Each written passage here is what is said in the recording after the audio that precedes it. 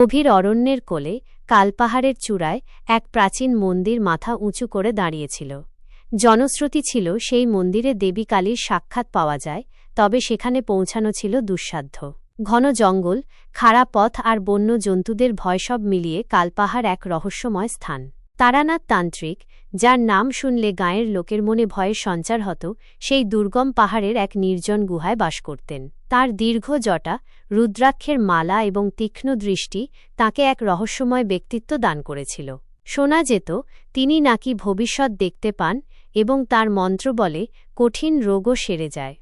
একদিন কালপাহাড়ের পাদদেশে অবস্থিত ছোট্ট গ্রামটিতে এক মহামারীর প্রকোপ দেখা দিল। একের পর এক লোক অসুস্থ হতে শুরু করল, আর গ্রামের বৈদ্য অসহায়ভাবে তাদের চিকিৎসা করতে ব্যর্থ হলেন। গ্রামের মাতব্বর চিন্তিত হয়ে পড়লেন। অবশেষে একজন বৃদ্ধ সাহস করে বললেন, একমাত্র তারানাথ তান্ত্রিকই আমাদের সাহায্য করতে পারেন। শুনেছি তার কাছে নাকি সকল রোগের নিরাময় আছে। প্রথমে গ্রামের লোকেরা ভয় পেল। তারানাথের ভয়ানক রূপের কথা তাদের অজানা ছিল না। কিন্তু যখন রোগের প্রকোপ আরও বাড়তে শুরু করল, তখন তারা মরিয়া হয়ে কয়েকজন যুবককে তারানাথের কাছে সাহায্য চাইতে পাঠাল। দীর্ঘ পথ পেরিয়ে যুবকেরা কালপাহাড়ের গুহামুখে পৌঁছাল। গুহার বাইরে এক ভীতিপ্রদ নীরবতা বিরাজ করছিল। সাহস করে তারা ভেতরে প্রবেশ করল এবং দেখল ধোঁয়ায় আচ্ছন্ন এক কুঠুরিতে তারানাথ পদ্মাসনে বসে ধ্যান করছেন। তার চারপাশে বিভিন্ন প্রকার ভেষজ এবং তন্ত্রমন্ত্রের উপকরণ সাজানো ছিল। যুবকেরা ভয়ে ভয়ে তাদের গ্রামের দুরবস্থার কথা জানাল এবং তারানাথের সাহায্য প্রার্থনা করল। প্রথমে তারানাথ কিছুক্ষণ নীরব রইলেন, তারপর গভীর স্বরে বললেন, কালী মায়ের কৃপা ছাড়া এই মহামারীর নিরাময় সম্ভব নয়। তোরা মায়ের মন্দিরে গিয়ে পূজা দে এবং আমার জন্য অপেক্ষা কর।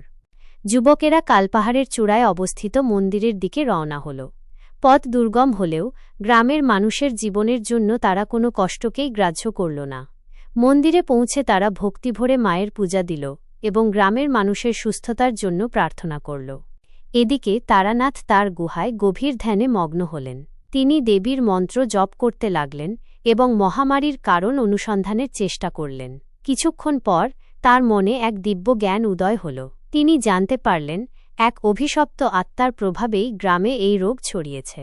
পূজা শেষে যুবকেরা যখন তারানাথের কাছে ফিরে এল, তখন তিনি তাদের বললেন, তোমরা ভয় পেও না, আমি কাল রাতে গ্রামে যাব এবং মায়ের কৃপায় এই সমস্যার সমাধান করব। পরের রাতে ঘোর অমাবস্যার অন্ধকারে তারানাথ একাকী কালপাহাড় থেকে নেমে এলেন। তার হাতে ছিল ত্রিশূল এবং কণ্ঠে মায়ের মন্ত্র। গ্রামে পৌঁছে তিনি সেই অভিশপ্ত আত্মার সন্ধান করতে শুরু করলেন। অবশেষে গ্রামের প্রান্তে এক পুরনো বটগাছের নিচে তিনি সেই অশুভ শক্তির উপস্থিতি টের পেলেন। তারানাথ নির্ভয়ে সেই আত্মার মুখোমুখি হলেন এবং তার ত্রিশূল উঁচিয়ে কঠোর মন্ত্র পাঠ করতে শুরু করলেন। দীর্ঘক্ষণ ধরে তাদের মধ্যে এক অদৃশ্য লড়াই চলল। অবশেষে তারানাথের মন্ত্রের প্রভাবে সেই অভিশপ্ত আত্মা পরাজিত হল এবং গ্রাম থেকে চিরতরে বিদায় নিল। ধীরে ধীরে গ্রামের মানুষেরা সুস্থ হতে শুরু করল। তাদের মুখে হাসি ফুটল এবং তারা তারানাথ তান্ত্রিকের প্রতি কৃতজ্ঞতা জানাল। কালপাহাড়ের ভয়ঙ্কর তান্ত্রিক তাদের কাছে দেবদূতের মতো আবির্ভূত হয়েছিলেন। তবে তারানাথ গ্রামে বেশিদিন রইলেন না। মহামারীর প্রকোপ শান্ত হওয়ার পর তিনি আবার তার নির্জন গুহায় ফিরে গেলেন।